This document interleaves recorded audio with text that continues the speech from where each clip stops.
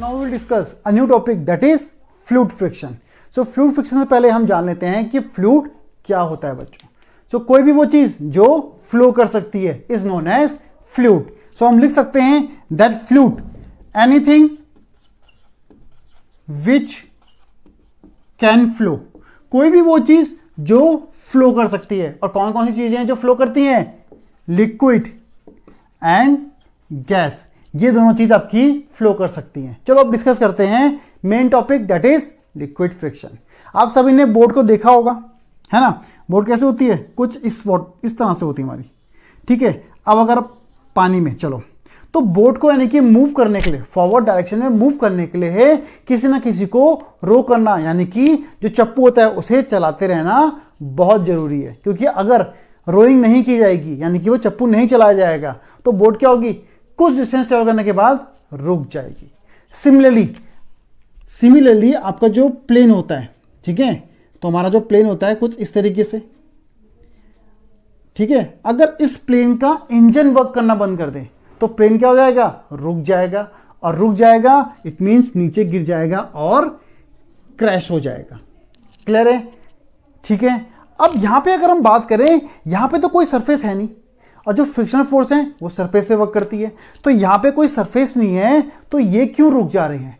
इन पे कहां पे लग रही है फ्रिक्शनल फोर्स? तो बच्चों यहां पे जो फ्रिक्शनल फोर्स लग रही है, एक लगा रहा है यहां पे वाटर और दूसरा लगा रहा है एयर। ये दोनों फ्रिक्शनल फोर्स लगा रहे हैं, ठीक है। नाउ फ्रिक्शन जो फोर्स है वो किस पे डिपेंड करती है? सरफेस पे।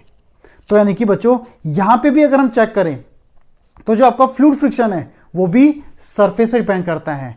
वन मोर थिंग, जो फ्लूइड फ्रिक्शन है आपका, ठीक है, जो फ्लूइड फ्रिक्शन होता है आपका उसको हम दूसरे नाम से भी जानते हैं, दैट इज ड्रैग, और हम कह सकते हैं फ्रिक्शनल ड्रैग, ठीक है। तो इसको हम ड्रैग फ्रिक्शन बोलते हैं, यानी कि फ्लूइड में जो भी फ्रिक्शनल फोर्स लग रही है वो ड्रैग फ्रिक्शन है। क्लियर है? फ्रिक्शनल फोर्स किस पर डिपेंड करती है?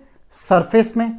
यहां पे जो सरफेस है आपका एयर और वाटर दिखाई दे रहा है, तो वाटर यानी कि जो लिक्विड होता है वो भी डिफरेंट डिफरेंट टाइप के लिक्विड होते हैं, ठीक है। तो यानी कि डिफरेंट लिक्विड पे डिफरेंट फ्रिक्शन। अब इसको भी डिस्कस करते हैं या फिर मैं आपको वेरीफाई करके दिखाता हूं विद एन एक्सपेरिमेंट। देखो कैसे। एक कंटेनर ले लो या एक बोतल ले लो, ठीक है। इसमें मैंने भर दिया वाटर, तो ये हो गया वाटर। दूसरे में मैं ले लेता हूं सॉल्ट सॉल्यूशन या फिर शुगर सॉल्यूशन, ठीक है। यहां पे शुगर सॉल्यूशन ले लिया मैंने। अब क्या करूंगा? बॉल लूंगा, बॉलों को ड्रॉप करूंगा। तो जब मैं बॉल को ड्रॉप करूंगा ना तो एकदम से बॉल पानी में तो एकदम से नीचे सरफेस पे आ जाएगी, और जो शुगर वाला है इसमें हल्के हल्के करके आएगी।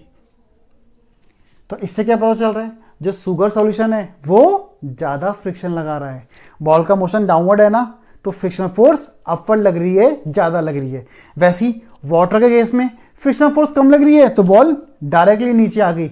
और अगर मैं एयर भी ले लूं, एयर में बॉल को गिराऊं तो फास्टेस्ट हो जाएगा, यानी कि एयर में तो एकदम गिर जाएगी। यानी कि एयर में क्या होता है? फ्रिक्शनल फोर्स मिनिमम होती है कंपेयर टू लिक्विड।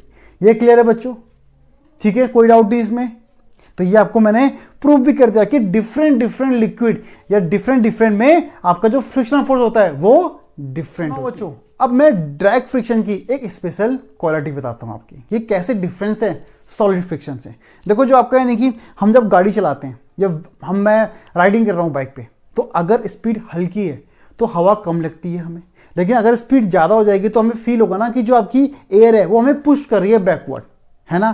तो यानी कि जितनी ज्यादा स्पीड हम कह सकते हैं, ठीक है, अगर स्पीड आपकी ज्यादा है तो जो आपका ड्रैग फ्रिक्शन होगा वो भी ज्यादा होगा, है ना। हम यानी कि तेज बाइक चला रहे हैं तो हवा तेज से हमारे मुंह में लगेगी, हमें बैकवर्ड पुश देगी। तो स्पीड ज्यादा है तो ड्रैग फ्रिक्शन भी ज्यादा होगा। तो स्पीड अगर कम है तो ड्रैग फ्रिक्शन भी क्या हो जाएगा? कम हो जाएगा। अब अगर हम बात करें जो एरोप्लेन है वो तो बहुत तेज चलता है, वो अगर हल्के चलेगा तो उड़ेगा कैसे? तो यानी कि उस पर क्या है, जो ड्रैग फ्रिक्शन है बहुत ज्यादा लग रहा होगा, एयर उस पर बहुत ज्यादा फ्रिक्शन लगा रही होगी। तो उसको रिड्यूस करने के लिए बच्चों जो बॉडी जो शेप होती है आपके एरोप्लेन की वो एक स्पेशल शेप होती है। ठीक है, वो आपकी स्पेशल शेप बनाई जाती है। इस तरीके से जो आपकी ये शेप होती है, हर एरोप्लेन की ऑलमोस्ट ऐसे ही शेप बनाई जाती है आपकी। ठीक है, वैसे अगर आप बात करो तो बोट भी कुछ ऐसे ही होती है। अगर आप टॉप व्यू देखोगे, ठीक है, आप टॉप व्यू से देखोगे तो बोट भी आपको कुछ ऐसे ही दिखाई देगी। और बात करें फिश की, तो फिश कैसी होती हैं? ऐसी ही तो होती हैं। ठीक है, फिश भी ऐसी होती हैं। और इन शेप को बोला जाता है आपका स्ट्रीमलाइन, स्ट्रीमलाइन शेप। क्लियर है? तो ये जो स्ट्रीमलाइन शेप होती है ये हेल्प करती है टू रिड्यूस ड्रैग फ्रिक्शन। ठीक है, ये जो शेप है ये हेल्प करती हैं टू रिड्यूस ड्रैग फ्रिक्शन। अब स्ट्रीमलाइन क्या होता है ये आपका हाई क्लास में आप इसे और डिटेल में पढ़ोगे बच्चों। अभी के लिए केवल इतना ही कि जो आपकी स्ट्रीमलाइन कुछ ऐसी होती हैं ताकि इसमें यानी कि जो फोर्स लग रही है, यानी कि जो हवा आएगी इसमें, यानी कि जो विंड है वो यूं करके निकल जाएगी। तो यानी कि जो आपके यानी कि जो बैकवर्ड पुश है वो कम लगेगा आपका।